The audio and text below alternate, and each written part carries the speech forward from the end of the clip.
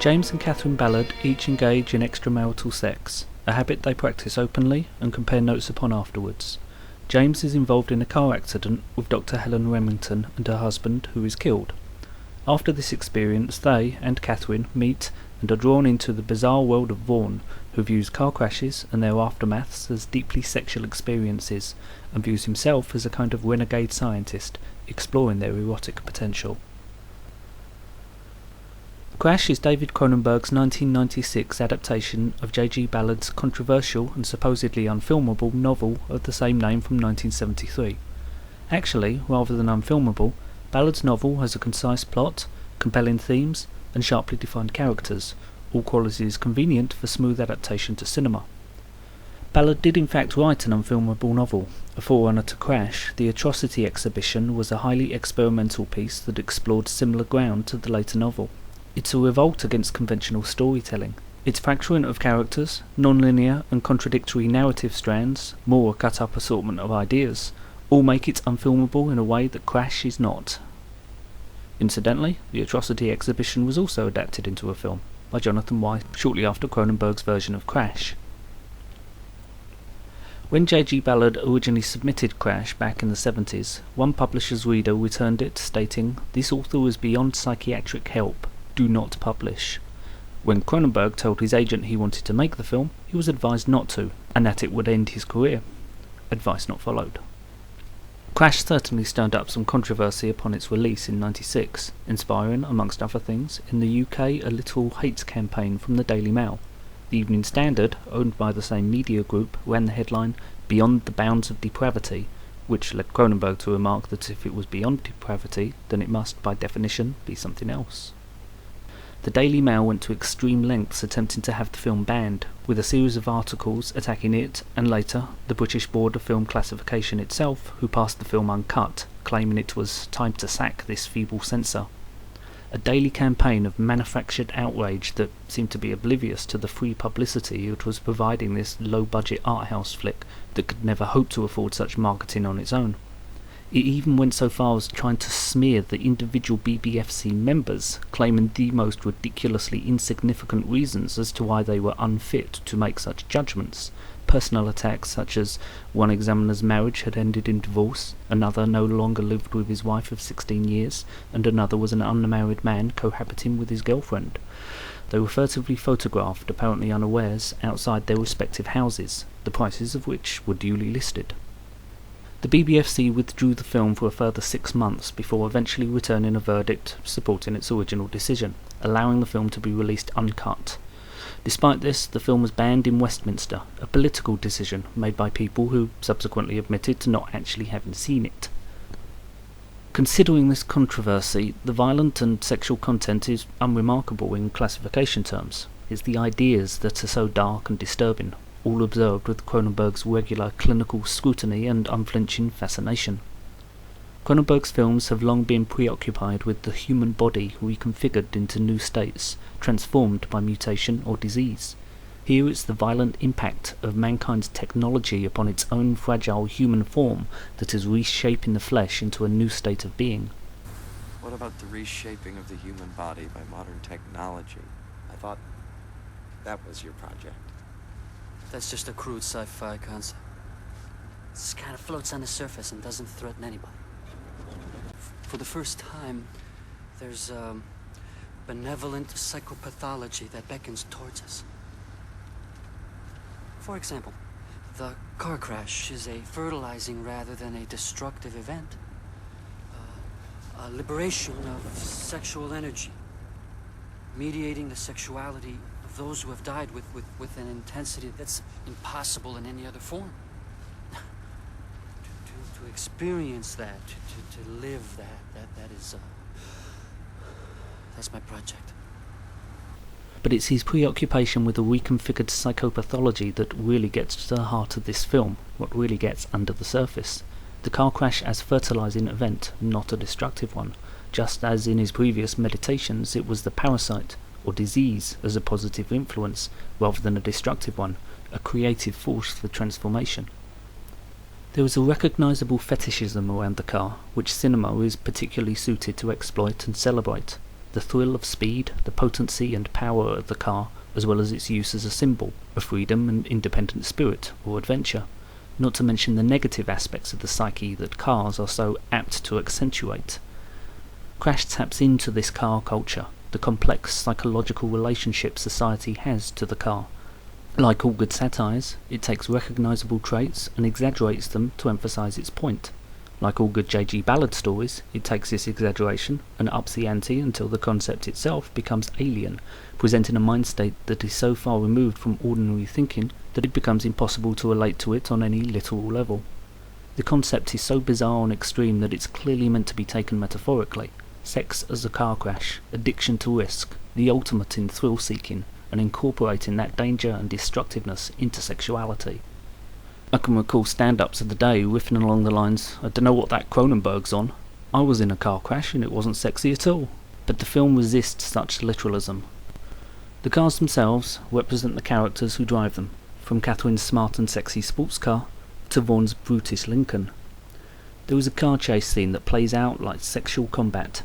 Vaughn pursues Catherine with James attempting to come between them and fend him off. It's almost like a nature documentary, observing the two males' aggressive posturing over the female.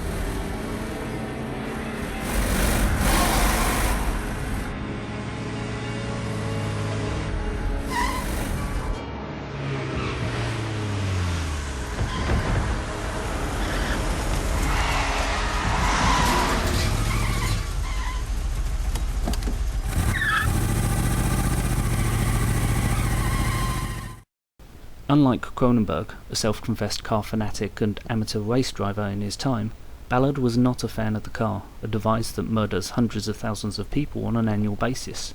He stated of the novel he wanted to rub the human face in its own vomit and force it to look into the mirror. Although Cronenberg matches Ballard's intellectual vigour, he does seem to lack his bile. The film remains a cautionary tale, albeit from the eye of the hurricane, as Ballard put it, but it is also exploratory with its ideas, and Cronenberg retains a neutral position when it comes to imposing moral values, as did Ballard. This lack of a moral standpoint is very disturbing to some viewers, and tabloids, the fact that the film neither condemns nor condones its characters' behaviour.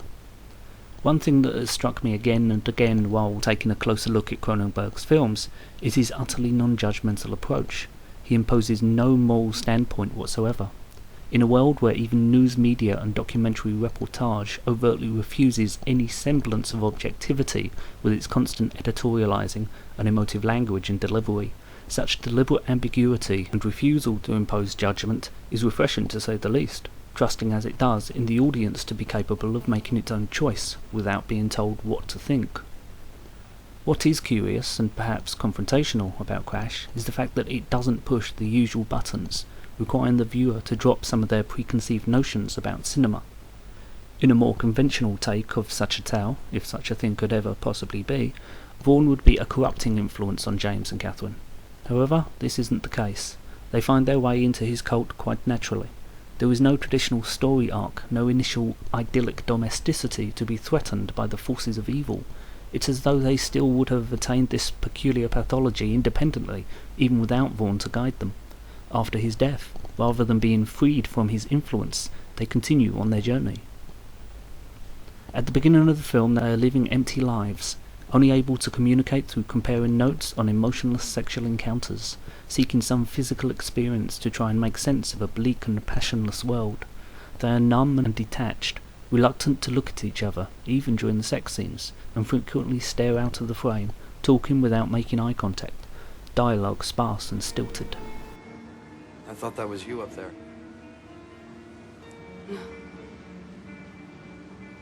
My last lesson's next week.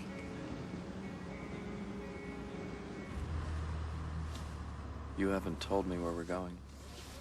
I haven't? to the airport if you don't mind. The airport? Why are you leaving? Not yet. Though not soon enough for some people. A death in the doctor's family makes the patients uneasy. I take it you're not wearing white to reassure them. I'll wear a fucking kimono if I want to. And Cronenberg's style reinforces this throughout. Deliberately detached, everything is surface, gleaming and sterile, as if the film itself is attempting to alienate rather than excite or attract.